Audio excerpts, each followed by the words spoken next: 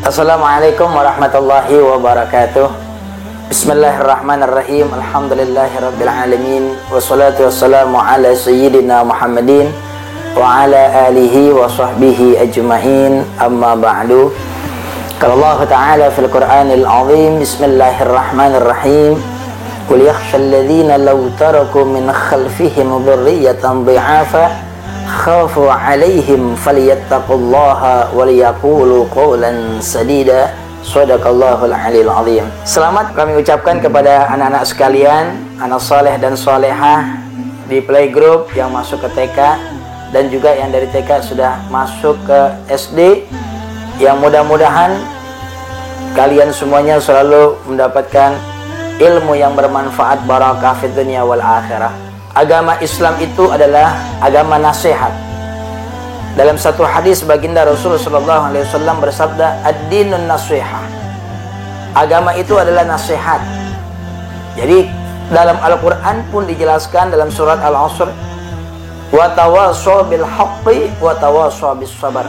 Saling menasihatilah kalian dalam kesabaran dan menasihatilah dalam kebenaran. Namun terkadang kita menasihati seseorang, walaupun tujuan kita baik, terkadang caranya yang kurang tepat untuk kita pahami. Bagaimana nasihat yang baik? Ketika nasihat yang baik kita harus tahu waktu dan keadaan orang yang kita nasihatinya. Ketika ada seorang anak, tatkala anak kita berbuat salah dan khilaf, maka bagi orang tua silakan, memang kewajiban kita menasihati anak kita. Cuma kita lihat keadaan bagaimana dan sedang apa anak kita. Kadang mohon maaf, ada orang tua menasihati anaknya di depan orang banyak, di depan saudaranya, di depan kakak adiknya dan sebagainya. Kadang anak itu paham apa yang dinasihati orang tuanya dan menerima, tetapi cara dan metode dan tempat yang kurang tepat, sehingga terkadang bukan nasihat yang diterima, tapi justru malah ketersinggungan, perasaan secara psikologis dia akan malu di depan saudara-saudara atau orang lainnya. Maka dari itu Rasul mengajarkan ketika kita menasihati seseorang, kita lihat keadaan mereka. Kita berbicara dengan seorang, kita lihat keadaan mereka. Khatibin nas ala qadri uqulihim. Berbicaralah kepada manusia sesuai dengan kadar kemampuan mereka. Bapak Ibu sekalian, ada suatu kisah di mana tujuannya baik tapi tata caranya nggak baik. Dikisahkan ada seorang majikan bersama piaraannya, mohon maaf dalam hal ini kera. Kera itu kemanapun dibawa oleh majikan ini. Apa yang dimakan oleh tuannya, kera ikut makan.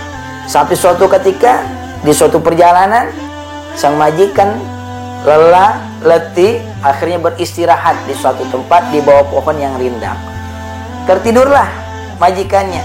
Sang kera merasa dia adalah tuannya, maka ketika tuannya tidur, sang kera memperhatikan, menjaga agar tidak ada suatu apapun yang mengganggu istirahat daripada majikannya.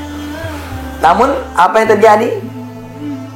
Ketika tuannya sedang beristirahat, tertidur lelah, ada seekor lalat hinggap di dahinya. Si kera ketika melihat lalat hinggap di dahinya marah luar biasa. Akhirnya dicarilah batu yang paling besar. Sekuat tenaga sang kera diangkat itu batunya. Apa tujuannya? Untuk mengusir lalat yang ada di dahi tuannya. Diangkat itu batu. Setelah batu itu diangkat, dilemparkan ke kepala majikannya. Pas di dekat lalat itu berada. Akhirnya apa yang terjadi? Lalat itu pergi, lalat itu tidak menderita apa-apa. Akhirnya yang terluka adalah kepala majikannya. Habis berdarah-darah. Kenapa? Karena lemparan batu yang dilempar oleh kera. Inilah yang saya katakan tadi, bahwa terkadang tujuan kita baik, tapi tata cara metodenya tidak baik. tujuan kita menasihati orang, tujuan kita mengingatkan orang lain untuk berbuat baik dan tidak berbuat dari kesalahan yang diperbuatnya lagi, tapi karena tata cara kita salah. Inilah yang diajarkan oleh Allah Al-Quran, bahwa memang agama adalah ad-din nasihat, agama adalah nasihat untuk saling mengingatkan. Fadzakir fa inna dzikra tanfa'ul mu'minin. Berilah peringatan karena sesungguhnya peringatan itu adalah bermanfaat buat orang mukmin. Pendidikan di SDIT Ar-Ridho, masalah nasihat dan menasihati terutama dalam hal agama itu alhamdulillah sudah kita terapkan di peserta didik anak-anak. Jadi ada pendekatan dari hati ke hati.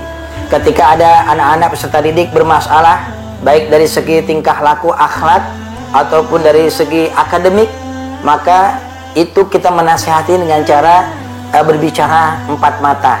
Jadi kita tidak berbicara di kelas secara keseluruhan dengan menuju dalam satu dua orang anak, tapi kita panggil anaknya.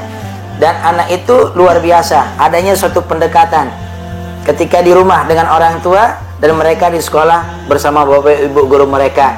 Calon peserta didik baru tahun 2021-2022. Ingat Bapak Ibu sekalian, bahwa kita menyekolahkan atau mendaftarkan anak-anak kita ke sekolah cuma tidak hanya sekedar anak itu pandai baca dan pandai menulis, tapi jauh daripada itu bagaimana kita menekankan pendidikan agamanya. Karena pendidikan agama itu penting, terutama akhlakul karimah. Wajah cantik tidak menjadi pilihan atau menjadi kebanggaan orang tua. Wajah ganteng pun tidak menjadi salah satu kebanggaan orang tua, tapi akhlak dan pendidikan agama. Dalam satu pantun dikatakan, burung gelatik ada di atas kuburan, pohon salak ada di selah batu. Wajah cantik tidak menjadi satu ukuran, tapi akhlak yang baiklah yang nomor satu. Jadi akhlak bagi laki-laki, wajah tampan ditambah dengan pendidikan agama, baca Al-Quran yang fasih dan tartil, itu ditambah luar biasa. Ya, jadi jangan lupa tahun 2021-2022 SDIT Ar-Ridho yang beralamat di Jalan Pondok Kelapa, Kapling DKI, itu sudah membuka pendaftaran peserta didik baru.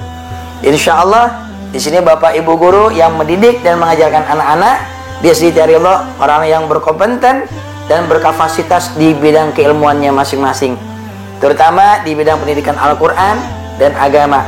Kita membentuk karakteristik keseharian hidup di masyarakat dan keluarga. Kita ajarkan mereka, kita anak-anak didik mereka dengan cara 3: senyum, sapa, dan salam. Selalu membiasakan sholat berjamaah, sholat sunat duha, bersalaman dan bercium tangan kepada Bapak Ibu guru dan juga orang tua di rumah, dan bertutur kata dengan baik dan sopan. Bapak Ibu sekalian, ya, dipersilahkan untuk berkunjung atau mengunjungi ke website yang ada di bawah ini.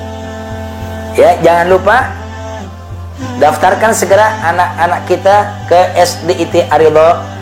Ingat, karena pendidikan anak adalah tanggung jawab orang tua, tanggung jawab ayah dan ibu, terutama dalam hal pendidikan agama.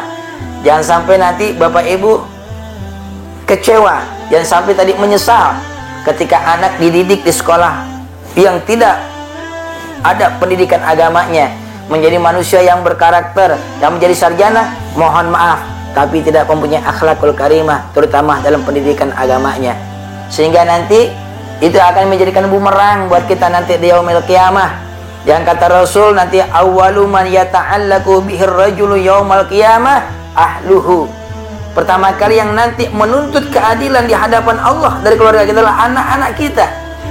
Fayuqifunahu biyadillahi ta'ala. Mereka itu bergantung di hadapan Allah, memohon keadilan Allah, dan mereka berkata, khuzmin, ya Allah, khuzhaq lana minhu fa innahu ma'allamana ma najhalu. Mereka menghadapan Allah, meminta keadilan Allah, tatkala dia akan dimasukkan ke dalam nerakanya Allah. Sang anak menuntut di hadapan Allah, Bapak Ibu sekalian, mereka menuntut, ya Rabb, kalau saya tidak sholat, kalau saya tidak mengaji, kalau saya tidak mengenal siapa Rasulullah, jangan salahkan saya sendiri ya Rabb, tapi karena orang tua saya tidak mendidik saya dalam hal agama. Orang tua saya tidak memperhatikan dalam hal sholat saya, tidak pernah mengajarkan bagaimana mencintai Rasulullah, tidak pernah mengajarkan saya pendidikan agama, ngaji dan lain sebagainya. Orang tua saya sibuk dengan dunianya sehingga lupa mendidik kami dalam masalah agamanya. Kalau andai kata saya saat ini akan dimasukkan ke dalam neraka-Mu ya Rabb, saya nggak akan ridho terkecuali orang tua ikut bersama kami ke dalam neraka-Mu ya Allah. Wa iyyahu na'udzubillah min dzalik. Orang tua yang sebentar lagi melangkahkan kakinya masuk ke dalam surganya Allah karena sebab pendidikan agama yang tidak diberikan kepada anaknya, orang tua ditarik kembali ke dalam neraka bersama dengan anak-anaknya. Wa iyyahu na'udzubillah min dzalik. Bapak Ibu sekalian, kita tidak menginginkan hal semacam itu.